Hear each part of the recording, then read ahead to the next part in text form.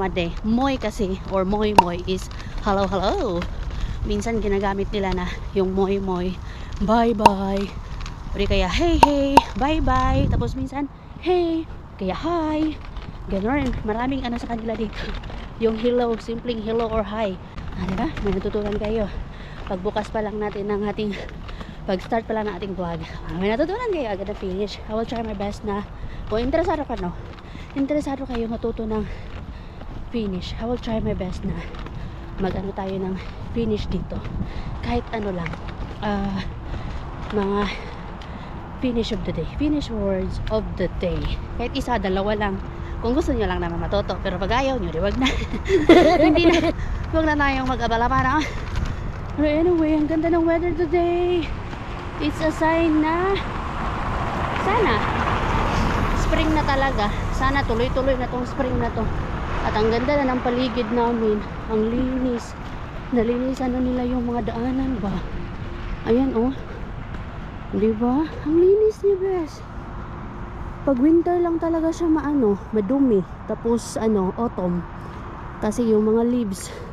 Pero tinatry pa din nila na maging malinis yung paligid ba. Time check. Mag 10:30 yata. Diyan na naman tayo. And papunta kami ni Lumi doon sa ayudahan. Pipila tayo doon ulit sa ayudahan. I think 3 weeks na ako hindi nakahingi ng ayuda. Hindi ako nakapila sa ayudahan. So ngayon pipila kami ni Lumi. Na-miss ko humingi ng groceries. Yeah. Iniwan namin ang daddy. Malapit lang naman kasi. Wow, what a beautiful weather. Nice. Ang dami ng tao dito. Ayun oh, nakapila na sila. Walking muna si Lumi. Tagal pa eh. Sige nak, mag-walking ka nak. Exercise early in the morning. Lumi.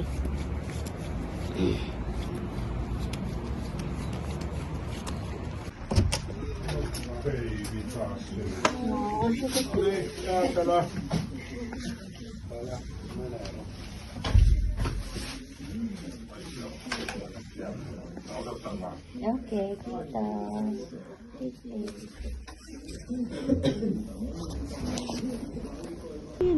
Ayan. Nakaano na tayo, nakahingi na tayo ng ayuda.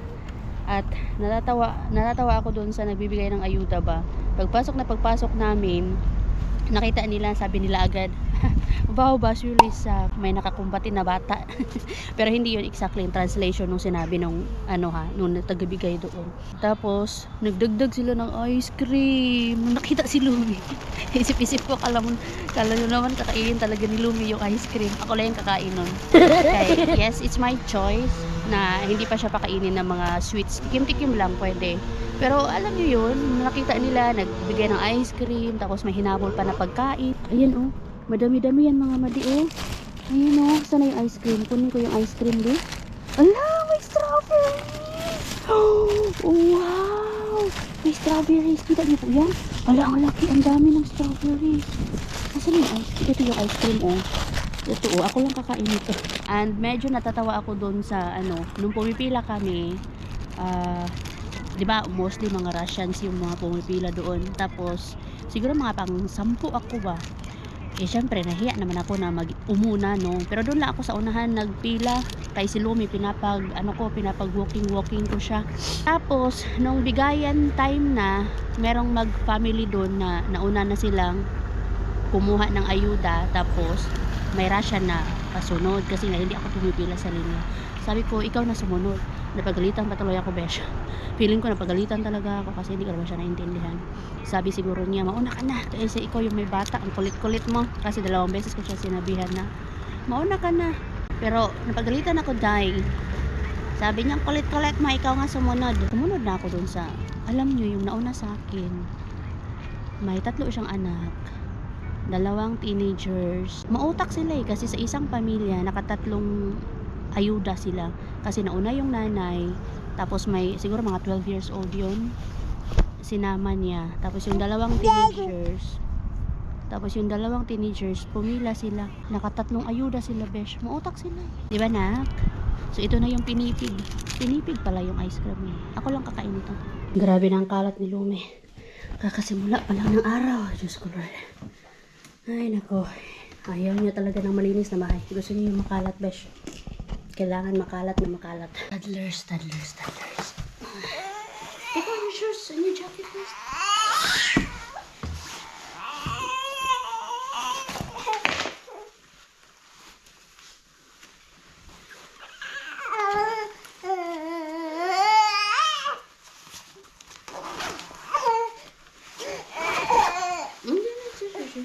Alam nyo din, kakaumpisa pa lang din ng araw namin kanina. Away na kami ng away, besh. Kay paano, yung ipin niya, lagi niyang pinapatunog.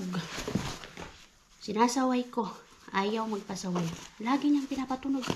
Di ba may kasabihan sa atin na hindi maganda yung laging pinapatunog yung ipin.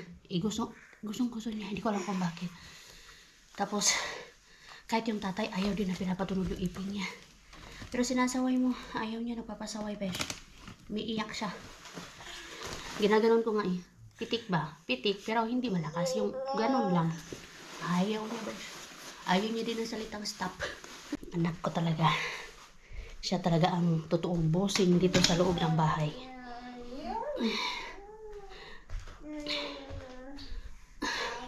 Kahit sabihin na natin na hindi tayo maniwala din sa hindi maganda na pinapatunog yung ipin. Kaya lang pag naririnig mo kasi parang nakakarindi yung tunog na ewan ko paano niya yung ginagawa. Ayan, bago ko patulugan ang Lumi kasi nap time niya na, so i-haul muna natin kung ano nga ba yung mga nakuha natin na mga ayuda. Sana all maraming ayuda. Alam niyo, may napansin din ako, yung katabing building meron ding namimigay. Yung katabing building na pinipilahan ko na inihingan ko ng ayuda, yung katabi nun, parang may mga pumapasok din doon, tapos may mga lumalabas na may bit-bit na mga as in ayuda din. Pero kasi hindi ko alam kung pwede ako doon. Napansin ko din yung mga lumalabas doon na may mga bit-bit din na ayuda, pumipila din sa kabilang building ko saan ako pumipila. So ibig sabihin, dalawang NGOs yung namimigay nung ayuda. Kanina nga gusto ko nang pumasok eh. Kasi walang pila yung sa kabilang building. Kumbaga sa amin lang, doon lang yung may pila. Pero yung sa kabilang building, parang hindi na kailangan pumilang. Napansin ko na yun eh, pero hindi ko kasi alam kung paano.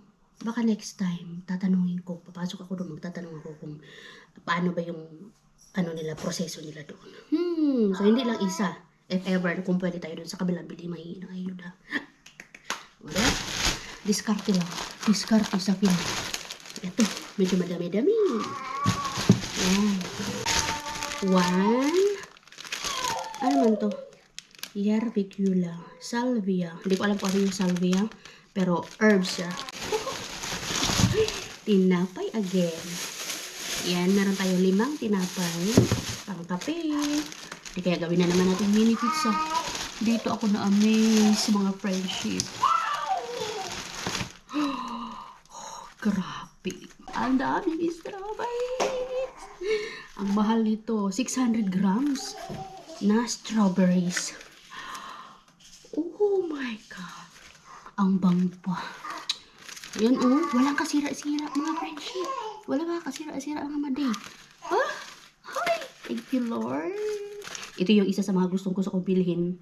Gustong-gusto na prutas ni Lumi. Ay, salamat na tayo bibili. At ang tamis niya, kasi ang bango eh.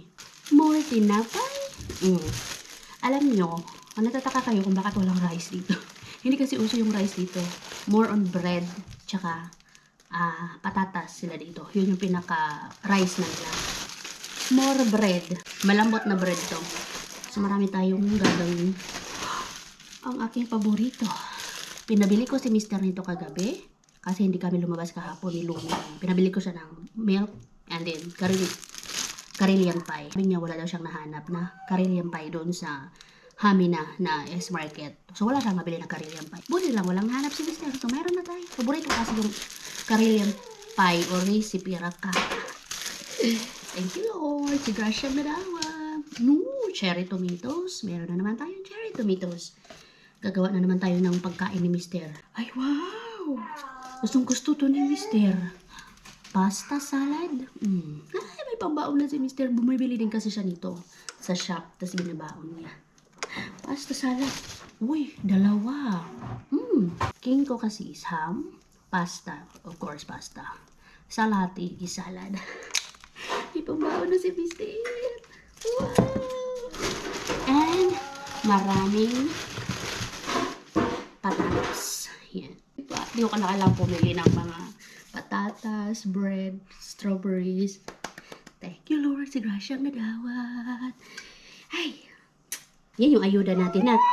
Yeah. Oh, kuha agad dyan ng strawberry. Isa lang na. 1 strawberry lang.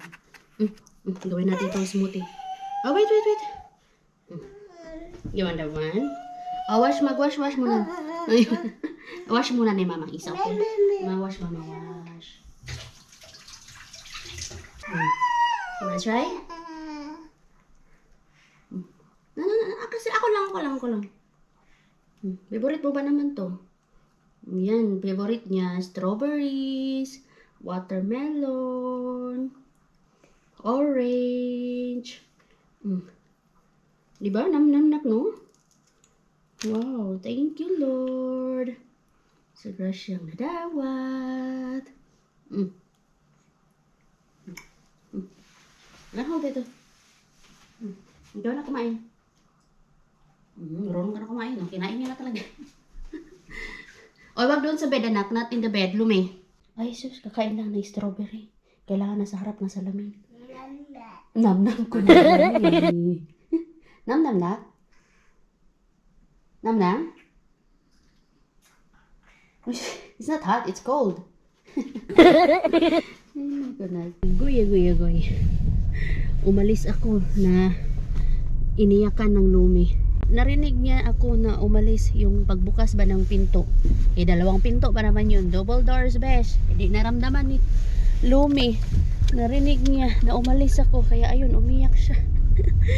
Ay nako, ang anak ko, iniiyakan talaga ako pag umaalis. Pero pag si Mister ang umalis, wala siyang paki. Nakakatuwa pa naman yun si Lumi ba? Kasi lagi ko yun sinasabihan ng I love you. Tapos yung pinaka tuwang-tuwa ako kapag sinasabi ko sa kanya na I love you. Yung paano lang ba, pa-whisper lang na I love you. Tuwang-tuwa siya, parang kinikilig siya. Kala mo naman talaga alam yung ibig sabihin ng I love you. Wala, nasanay kasi siya na lagi namin sinasabihan na I love you everyday. Sus, ilang I love you yan sa isang araw. Gusto namin masanay siya na sinasabihan namin siya ng I love you. Batang yan, napaka-sweet. Kahit sa mga stuffed toys niya, ang sweet niya. Hinahag, kinikis. Kasi, di ba meron tayong kasabihan na yung yung mga bata ay reflection ng mga parents yan. Kung ano yung pinapakita natin sa mga anak natin, yun din yung nagagaya nila, yun din yung nakakasanayan ba nila. Kaya maganda na magpakita tayo sa mga anak natin ng good example. Kaya yun yung nakikita, yun yung mamamana ng mga anak natin. At gusto ko paglaki din ni Lumi, gusto ko ako yung maging best friend niya, na everything pwede niya sabihin sa akin na yun yung hindi ko masabi or magawa sa nanay ko. It's because one of the reasons also is ayoko mag-alala yung nanay ko, lalong lalo na pag problemang pag-usapan. Kaya hindi ko makuhang mag-share sa kanya sa lahat ng mga nangyayari sa mundo, sa lahat ng mga nangyayari sa akin. Hindi ko ma-share siya sa kanya ba kasi nag-aalala ako, lalong lalo na malayo, di ba? So yun yung gusto kong maano ni Lumi, na I can be her best friend, she can be my best friend also. Diba, ganon. Tapos pag kami sa gabi, kapag, di ba lagi kami nagpe-pray sa gabi, paggising, pagkain. Pag nag-amin na, dinudugtungan niya lang yung men. Pero ngayon, ay, nakakatuwa ang Lumi. Alam niya na po magsabi ng, men. Minsan nga, hindi pa kami mag-aamin, siya na una na mag-aamin. Nakakatuwa ang Lumi. Ang galing niya, ang bilis niya matuto. Ay, anyway, papunta ako ng library.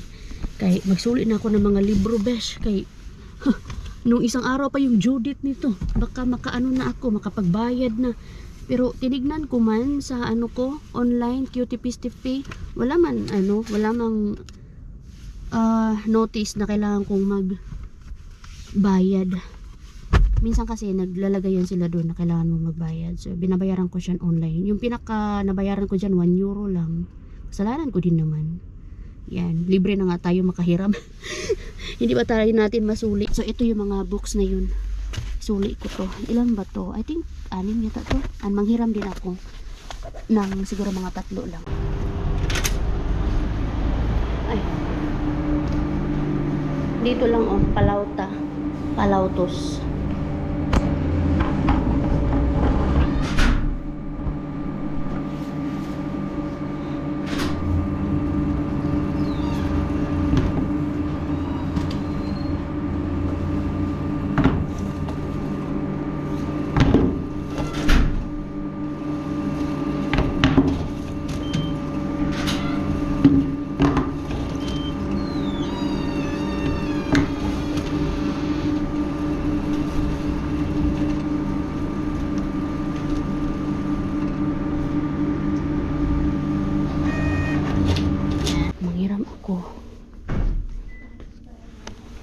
Gusto ko yung makakapal yung pages. Diba ka maano ni Lumi. Favorite niya na pa namang mag-lock. Sirain. Ay. Ito. Mga Disney 5 minutes. Ay. Wala pa kasi siyang kaamor-amor sa Disney Princess eh. Ano kaya maganda?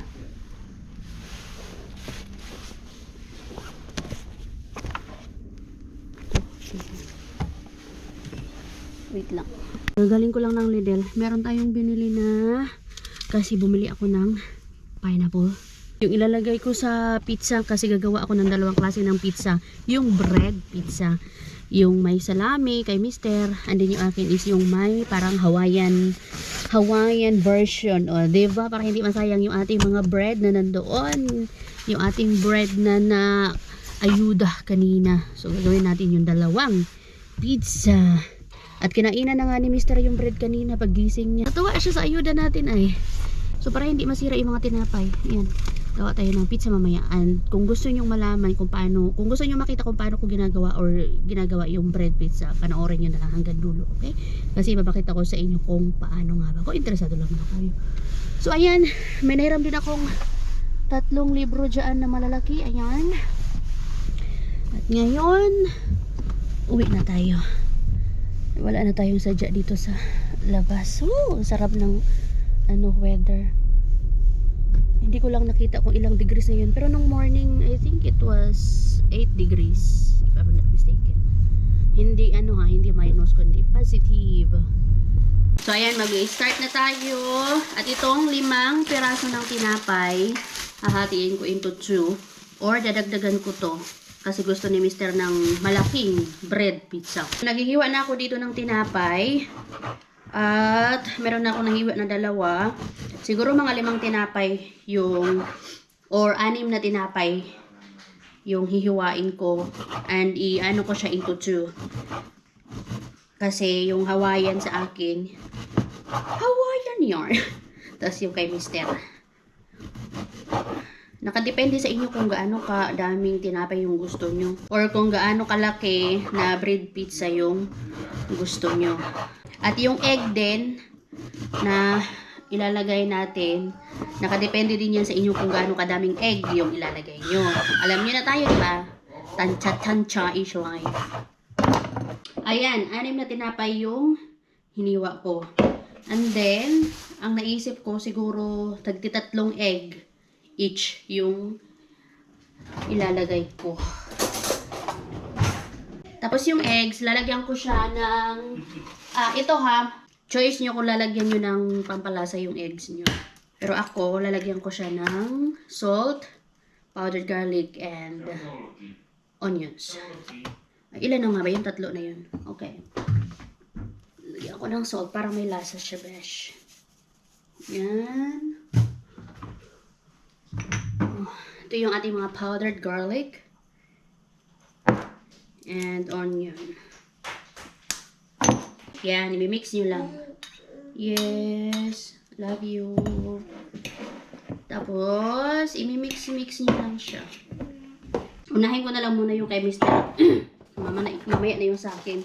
So, yung kay Mister, dahil mahilig siya sa meat burst. Ito, yung salami ba? Mahilig siya. Kaya, a lot of mercy. Narinig niyo po yun. A lot of meat burns. A lot of salami. Sumilig sa salami, besh. Sa Pilipinas, mga mayayaman lang ang nagsasalami. Tapos, itong kinko o ham. Lagyan ko. Nag-request din siya na lagyan ko din ng onions. So, nakadepende sa inyo kung ano yung itatoppings nyo. Bahala kayo kung ano ilalagay nyo as toppings. So, hiwa-hiwain ko lang to. Yung akin, mamaya, pineapple tidbits lang. And then, ham. Yun lang ilalagay ko. Iyo ka ng ibang kuskus, balongos. Ayan, mag-start na tayo mga maday. Lagyan natin ng coconut oil.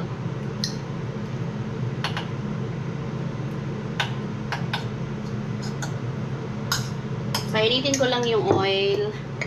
Tapos, saka ko ilagay yung bread na may egg in low fire. Tapos, ilagay ko na lahat ng mga toppings. Para hindi malakas ha. Kaya pag nilakasan yung, ang tendency, sunog yung ilalim, hindi luto yung nasa taas. Kaya dapat in low fire at dapat may topping. Ito. Ito muna. Tapos, sauce.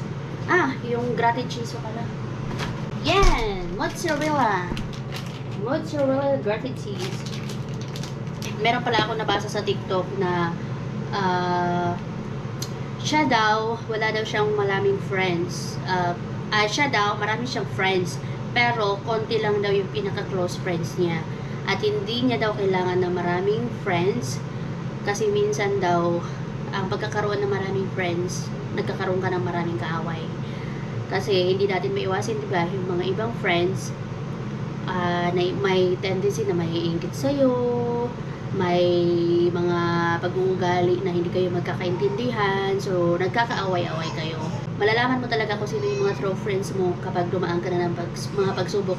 At minsan, di ba, totoo ito na marami kang friends kapag marami kang may bibigay or marami kang wala ka pangangailangan. Pero during hard times or during your challenging times, di ba, konti lang yung mga friends na dadamay sa'yo.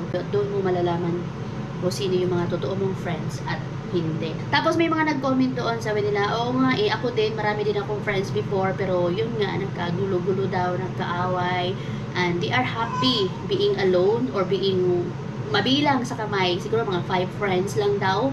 Happy siya at nagkaroon siya ng peace of mind. Aminin natin, pagkakaroon ng maraming friends, minsan wala tayong peace of mind. Aminin natin yan, diba? Totoo yan. Minsan, pag marami kang friends, hindi ka nagkakaroon ng peace of mind. Kasi may ibang friends na may inggit sa'yo. Hindi magiging happy para sa'yo. Alam mo yung plastikan lang ba? Kaya ako, happy din ako sa mga friends na meron ako dito. Yes, meron ako mga lot of friends. Pero hindi sila makikita. And, yung lagi nyo lang nakikita is yung mga close friends ko dito na iilan lang, mga 5 lang. At least happy ako. Mga friends ko, mga low-key. Mga low-key lang yung mga friendship namin. Kasi gano'n lang talaga kami. At hindi basihan ang pagkakaroon ng maraming friends para masabi na mabait ka, ha? Hindi. Kailan pa naging Kailan pa naging basihan yung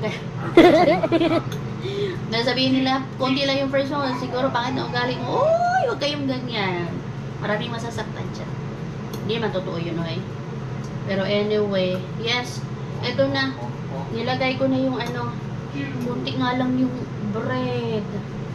Kailangan mo lang siya i-form na parang dough. Ayan, i-form mo lang siya. Kunti nga lang siya. Gusto pa naman ni Mr. ng malaking pizza. Ay, dapat pala dinamihan. Pero anyway, nandiyan na yan.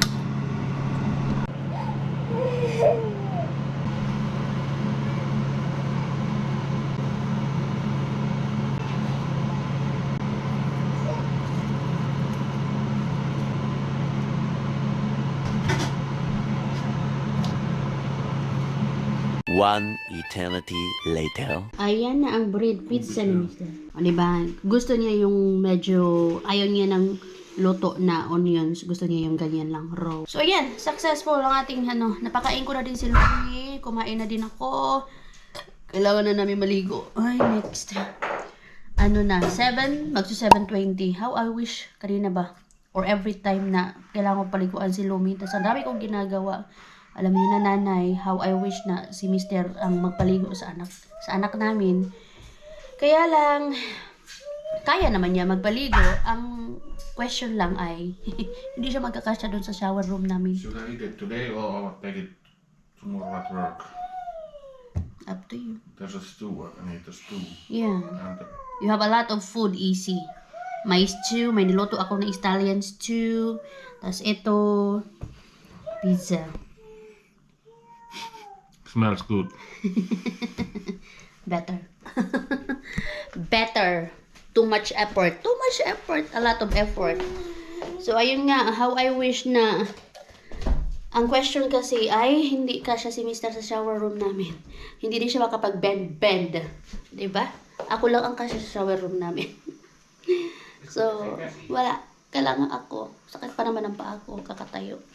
Luto. Pero ganun talaga. Anyway, mga maday, thank you very much for watching our vlog for today. Maraming salamat sa pagsama sa amin ngayon.